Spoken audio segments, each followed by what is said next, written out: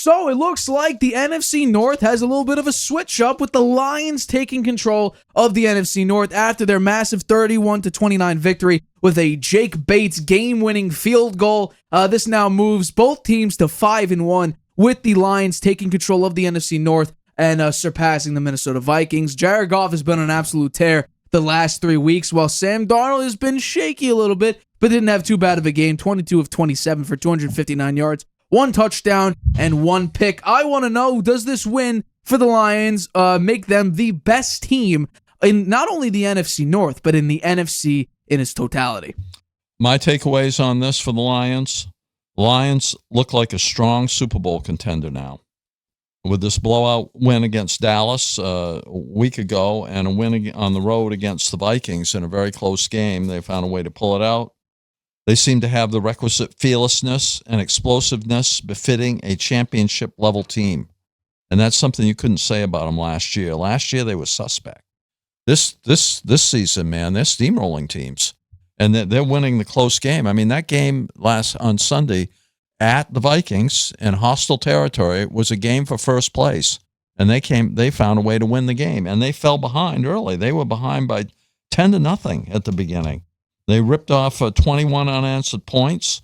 Then things got dicey late as an 11-point lead evaporated, and they fumbled twice.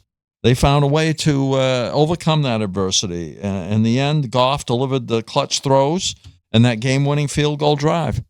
That, to me, looks a lot like the Chiefs in a lot of ways, right? You find a way to win, and maybe it got a little ugly there when they fumbled twice, but they came up pretty big, and the defense, we talked about Hutchinson being out. Is that the piece that they'll miss to not be able to make the Super Bowl? Well, they came up with 4 sacks of Darnold. And still the Vikings the Lions should still consider picking up another pass rusher before the trade deadline. The guy from the Jets, what's his name? Hassan Reddick. Yeah, Hassan Reddick. He's out there. He's a good player. Maybe the the Lions ought to consider him. But all in all, very impressed with the Lions. I think they really show that they've got the championship caliber and that they are fighting to get back to that NFC championship game and this time knock the doors down and make it to the Super Bowl. Well, I picked the Vikings in this game, and that was a mistake, although entering the game, you could look at it, and the matchups worked beautifully. The Vikings against the run were one of the best run defense teams in the NFL. Jared Goff under pressure up at this point was not great. He was ranked 25th in the league while under pressure. But in this game and the past 3 games, Goff has been, I'm going to say, if not number 1, number 2, the best quarterback in the NFL. 85.29% completion percentage, 295.6 yards a game, 7 touchdowns, no picks in the last 3 games. One of those games included 100% completion percentage, 292 yards, 2 touchdowns, no picks. Goff has been on an absolute tear. Jahmyr Gibbs, when David Montgomery was dealing with an injury, he stepped up big time. Ended the game 15 rushes, 116 yards, 2 touchdowns. He also got 4 passes for 44 yards. I mean, the Lions are clicking on every single cylinder. And I thought you would open up your take with Dan Gamble nearly did it again. Because to open up the game, what they did was a fake punt in Vikings territory, which led to a 2-play drive with Aaron Jones running it in for a touchdown. And I looked at myself, I was like, oh, this is great for me. Dan Campbell's doing it again. He's making some unnecessary risk in their own territory. Vikings are going to go up big. They play their best with the lead, and Jared Goff sometimes crumbles. And then what happened? Jared Goff did what he's been doing. Extremely accurate, picking up first downs, playing with the run, and defensively, they didn't need to have Aiden Hutchinson out there because Brian Branch did a phenomenal job on defense. An incredible job. He had a couple pass breakups. He had an interception in this game. He allowed a 25 passer rating when thrown at. He did an incredible job. His interception, beautiful, undercut the route, being able to jump up and get it. He had a 91 coverage rate according to PFF, best in the entire game. They did a phenomenal job. Pass rush seems to be pretty decent, although it obviously could be much better, but you don't have your best pass rusher and the best pass rusher in the NFL out there anymore with a broken tibia and fibula. But I was incredibly impressed. The Lions were able to get to Sam Darnold, cause him a lot of distress, force him into an interception. Meanwhile, the Lions were able to actually counteract what Brian Flores was going to do anyway. Jared Goff got blitzed and was under pressure 58.6% of the time. And how did Jared Goff handle that pressure? By the way, before this game, I'll say it again, was ranked 25th against pressure in this game. He went 11 of 13, 156 yards, and 1 touchdown. 12 yards an attempt. That was Jared Goff after being terrible, basically terrible, throughout the entire season against the best pass rush in the NFL that the Minnesota Vikings had, who led the league in QB hurries, QB knockdowns, total pressures. Jared Goff was able to dissect an incredibly good Minnesota Vikings defense. 84.6% completion percentage, 156 yards, 1 touchdown, no picks, a 12-yard per attempt. Jared Goff did a phenomenal job. It's incredible. And honestly, I know it's crazy when you think about Jared Goff's story. He was able to make it to a Super Bowl early in his career, going up against the Patriots, falling in that game, not looking great. Then his reputation declined rapidly in Los Angeles, traded away to Detroit for Matt Stafford as kind of a contractual piece to get off of him. And now look what he's doing. And I think it's safe to say, it's crazy to say, but I think based on what we're seeing now, he is in the running for the most valuable player of the year.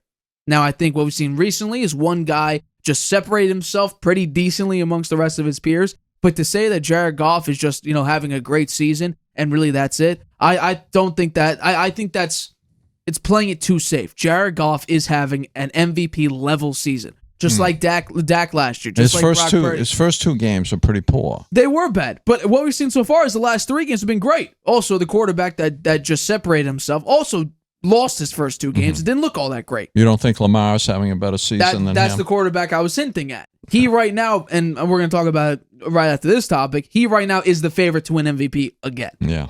So I think it's safe to say Jared Goff is having a tremendous season. The past 3 games just shows what the Lions could look like if they hit on all cylinders. And this is, now to start the season, you're right. I was nervous about my Super Bowl pick because I have the Lions winning the Super Bowl this year.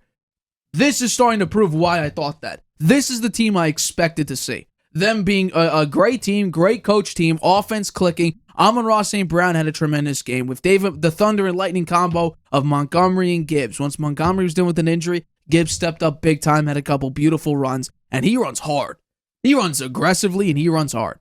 So you go up against this team, and I'm not saying that the Vikings are out of contention, but the Lions just proved why they're the better team. Well, I would say they are the best team in the NFC. Yeah, well, my takeaway for the Vikings is the loss to the Lions is really not a significant setback. They only lost by 2 points on a field goal late in the game. Darnold bounced back from his worst outing of the season the week before to have arguably his best game despite having 1 interception. Aaron Jones gutted through an injury to give his team an offensive boost. 3 of the next 4 games for the Vikings, the Rams away, the Colts at home, the Jaguars away, and the Titans at home are all very winnable games. I think they could easily go 4-0 in those games. So I think that the Vikings are still in it. And we're going to talk about the Vikings-Rams here coming up in a minute. And I've got a blockbuster there. Interesting. I don't want to give it away just that's yet. Good. I'm glad we teased the show, keep people hooked. This is a Super Bowl team. This is a Lions team, and once again, it's crazy to say the Lions really haven't really been successful. They've been disappointments. They've had great players, Matt Stafford, Calvin Johnson, and they haven't really done anything with it. But the past couple seasons, the Lions keep proving what growth looks like, what teams that are being discounted and devalued look like when they actually show their true colors now. Jared Goff is a very good quarterback. He's a top 10 quarterback in the NFL. Dan Campbell is inching closer to become a top 10 head coach in the NFL. This defense is a really, really good defense. Now, the numbers might not show it because, again, they're allowing a lot of yards. But look at the Ravens defense. We all think the Ravens defense is pretty good. They're worse against the pass a couple weeks ago. But yet they're still out here winning games. Detroit's defense currently is ranked 18th. But here's the big one. They're 5th against the run. And we just talked about, what if teams rely on a nice balanced offense, Bills, Niners, and you shut down half that offense, you become very predictable. And if you rely on Sam Darnold He's going to make mistakes. He's not going to come up big. We saw against the Jets how poor the offense looked without Aaron Jones out there. Sam Darnold did not trust Ty Chandler. The offense became stagnant. It became predictable. If the Lions could shut down a running game while also having a number 3 pass game and the number 4 running game in the NFL, how many teams could stop them? I don't think many. I think we have to say the Chiefs, and I think we have to say the Ravens, because those are probably some of the top teams in the NFL. But I think currently, if we're doing power rankings, for me, Ravens 1, Baltimore 2, Chiefs 3. I understand the Chiefs beat Baltimore, but the Baltimore team that played week 1 is not the Baltimore team that's playing now. I agree 100%. The Lions, I have 3 in the power ranking, and the Vikings 4. Not bad. Who's your 1 and 2? I have Chiefs and Ravens, but I would say the Chiefs are number 1. I don't think the Chiefs currently are ranked number 1, but I think it's the Ravens.